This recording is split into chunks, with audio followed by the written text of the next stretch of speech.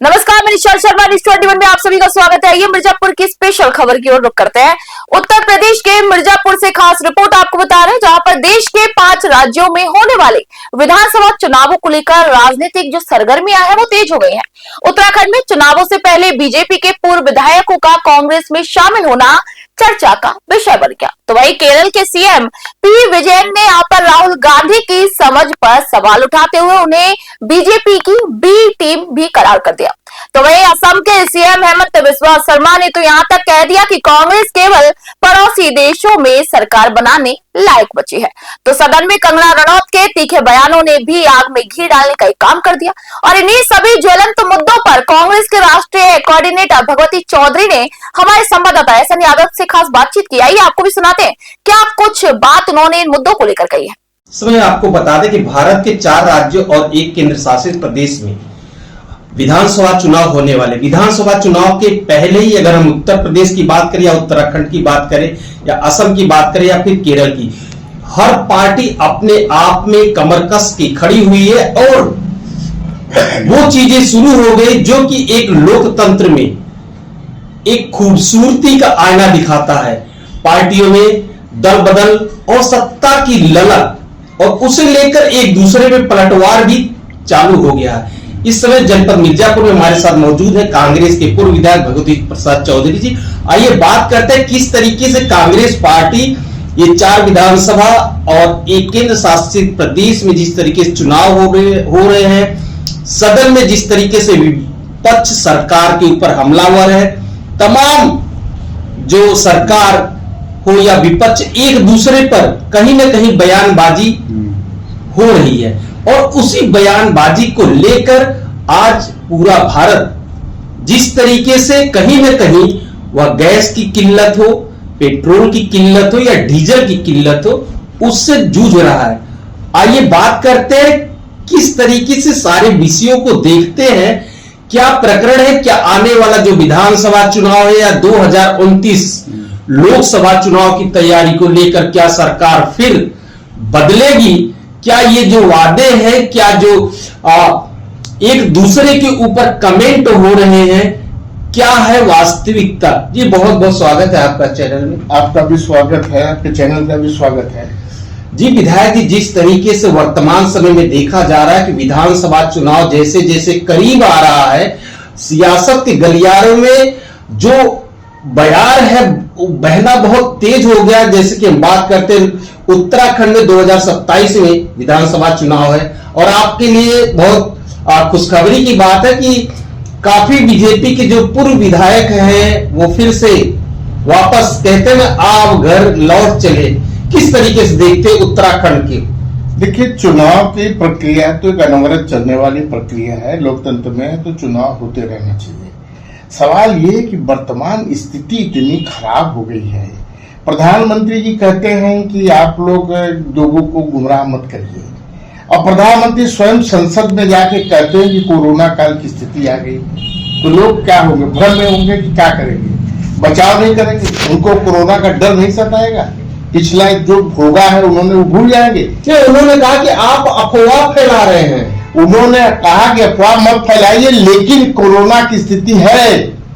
तो ये प्रधानमंत्री जब कहेंगे तो हम डरेंगे नहीं, परिवार डरेगा नहीं जी, तो तैयारी नहीं करेगा। कोरोना में जो हम भोगे हैं तो उसकी पुनरावृत्ति न हो।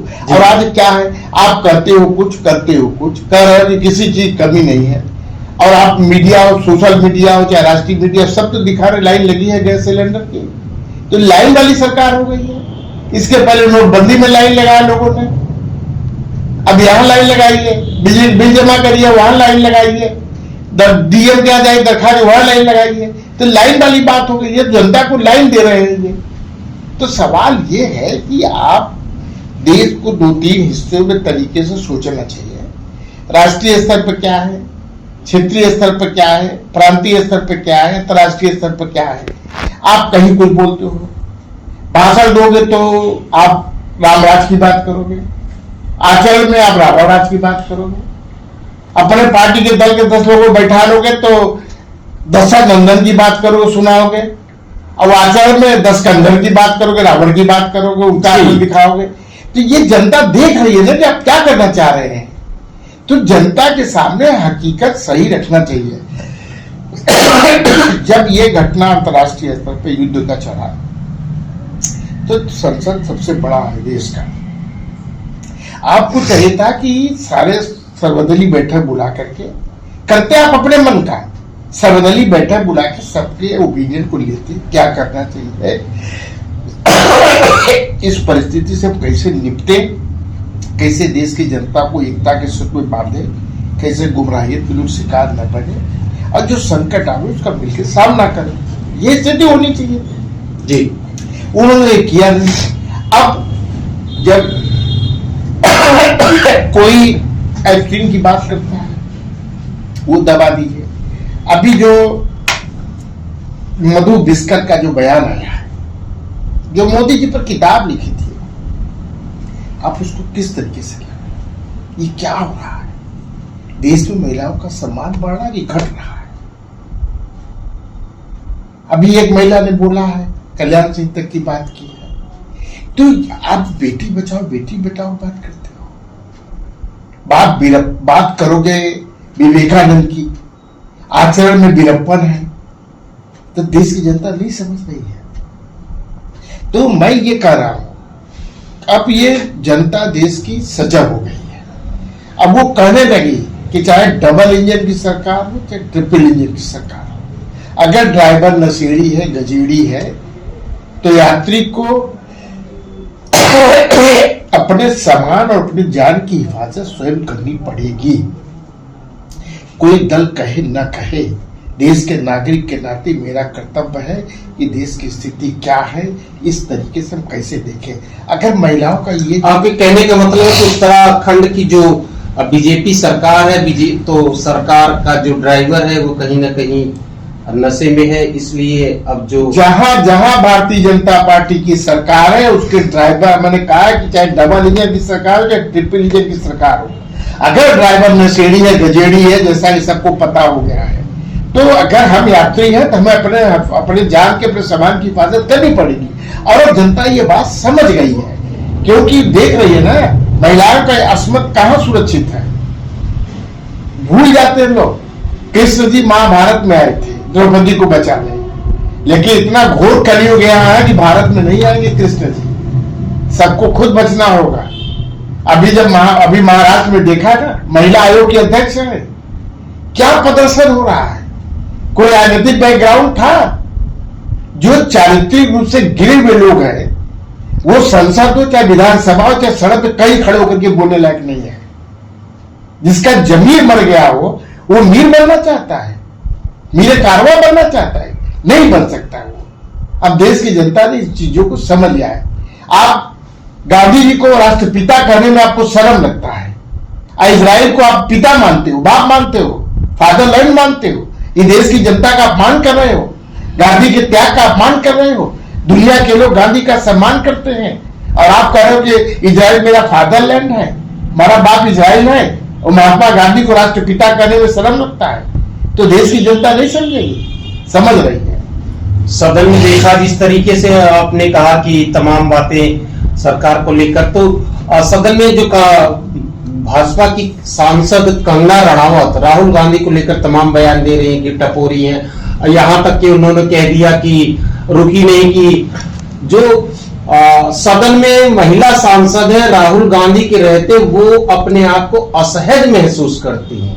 हम कर रहे हैं, आप पार्लियामेंट की बात कर रहे हैं ना, दिल्ली के विधानसभा का बात नहीं कर सकते आप? कपिल मिश्रा ने क्या क्या कहा था, देश के प्रधानमंत्री के बारे में क्या कहा था, देश के गृह मंत्री के बारे में क्या कहा था, वीडियो चलाया था, आप कभी उस पर किसी ने नोटिस लिया?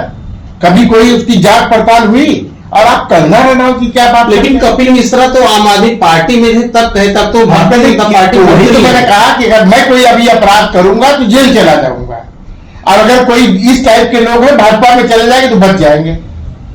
तो भाजपा में गए तो इसलिए बच गए ना, लेकिन आरोप तो खत्म नहीं हुआ ना, वो वीडियो तो वायरल हो गया ना, उस वीडियो पे चर्चा हो रही है ना, तो उस पर कौन सोचेगा क्या हो रहा है ये? तो कंगना राउत की मैं क्या बात करूं, जो चारित्रिक रूप से गिरे हुए लोगों, मैंने कहा कोई भी व्यक्ति जिसका चारित्रिक पतन हुआ हो, जिसने फिल्म में ऐसे घिनौने चित्र को प्रदर्शित किया पैसा लेने के लिए ख्याति प्राप्त करने के लिए, पद प्राप्त करने के लिए वो कहीं भी खड़े होकर के जमीन के साथ नहीं बोल सकते।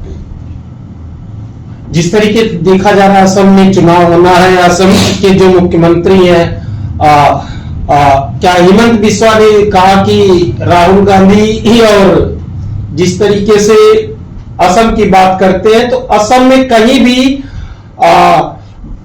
कांग्रेस सरकार नहीं बना पाएगी, और कांग्रेस अगर सरकार बनाती है कहीं पे तो भारत को छोड़ के पाकिस्तान और बांग्लादेश में सरकार बनाएगी। और असम में यहां तक भी उन्होंने कहा कि असम में यदि कोई भी मतदाता कांग्रेस को वोट करता है तो वो सिर्फ और सिर्फ बांग्लादेशी घुसपैठिया होगा। शर्म नहीं लगती उनको? बांग्लादेशी घुसपैठिए जब बात करते हैं, केंद्र में सरकार किसकी है, गृह मंत्री किस पार्टी के हैं, रक्षा मंत्री किस पार्टी के हैं, बॉर्डर पे किसका अधिकार है, सीमाओं पे कौन है तैनात है, कहां से घुसपैठिए आते हैं? आपने एसआईआर कराया, कोई घोषणा किया कि 10 आदमी 20 आदमी एसआईआर से निकल गए हो जो घुसपैठिए हो? क्या फालतू बात। पढ़े लिखे लोग हैं ना, संविधान का शपथ लिए ना जी, लेकिन शपथ लेके संविधान को खा रहे हैं। ये उनको तरीका ना मालूम चुनाव क्या होता है। एक राष्ट्रीय पार्टी के आदमी को इस तरीके से आप कहोगे कि पाकिस्तान में चुनाव लड़ने जा रहे हैं, हम दूसरे देश में जा रहे हैं। अरे वो एलओपी है, संवैधानिक पद पे है, उनके सवालों का जवाब दीजिए ना, क्यों भागते हैं? आपके जो आरोप उन्होंने लोकसभा में लगाया, जिन बिंदुओं पर चर्चा किया लोकसभा में, तो उसकी चर्चा करिए, उस पर जवाब दीजिए। उत्तरांचल से कितने विधायक आ गए कांग्रेस में, तो ये देख रही जनता समझ रही है कि क्या हो रहा है।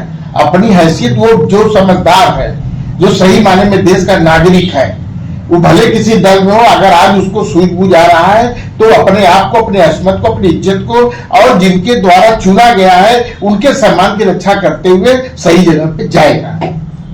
और केरल की जो मुख्यमंत्री के विजयन, वो जिस तरीके से राहुल गांधी पे उन्होंने और कटाक्ष करते हुए कहा कि राहुल गांधी एक राष्ट्रीय स्तर के नेता है, लेकिन उनके अंदर क्षेत्रीय नेता के भी गुण नहीं है। और उन्होंने यहां तक यह कहा कि राहुल गांधी और कांग्रेस बीजेपी की बी टीम है।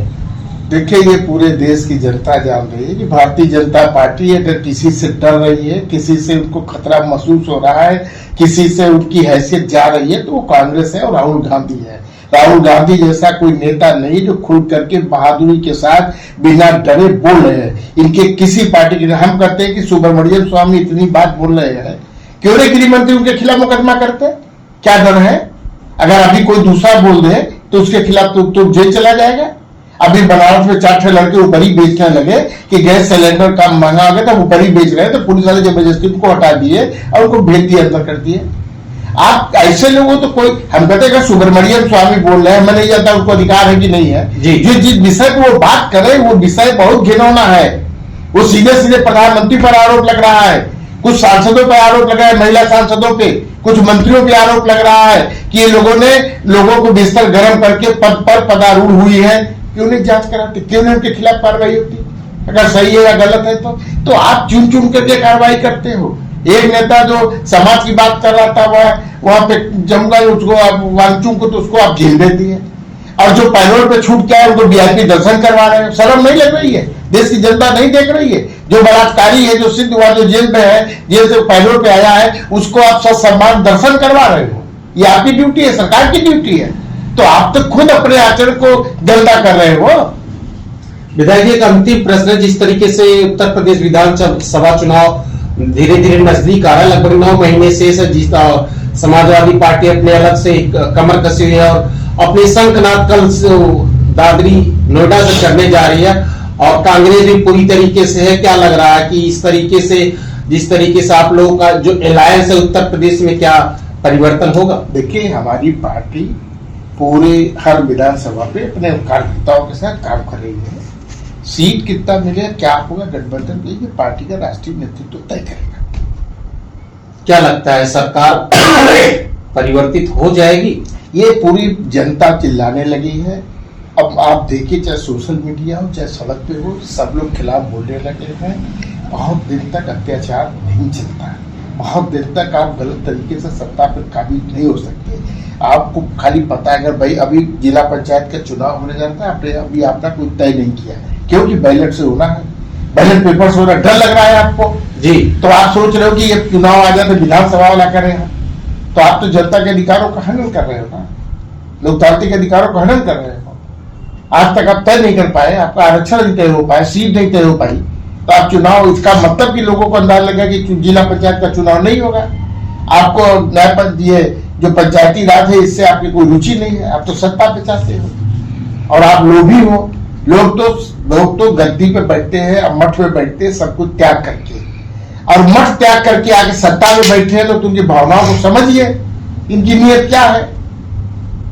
शुक्रिया हमसे बात करने के लिए। तो इस तरीके से देखा कि हमारे साथ मौजूद थे कांग्रेस के पूर्व विधायक भगवती प्रसाद चौधरी जी, जिस तरीके से बताया कि कांग्रेस की जो वर्तमान स्थिति है जिसको लेकर बीजेपी के अंदर काफी डर और भय पैदा हो रहा है, और जनता भी ये जानती है, और इस बार जनता ने मन बना लिया है कि सत्ता को परिवर्तित करना। ये तो समय बताएगा, जैसे जैसे विधानसभा चुनाव करीब आएगा वैसे वैसे तमाम जो वादे होते हैं, तमाम जो मुद्दे होते हैं वो आपके सामने आते रहेंगे, और किस तरीके से जनता कहां जाती है, जनता अपने हित के बारे में कितना सोचती है, समय के साथ अपने आप पता चल जाएगा।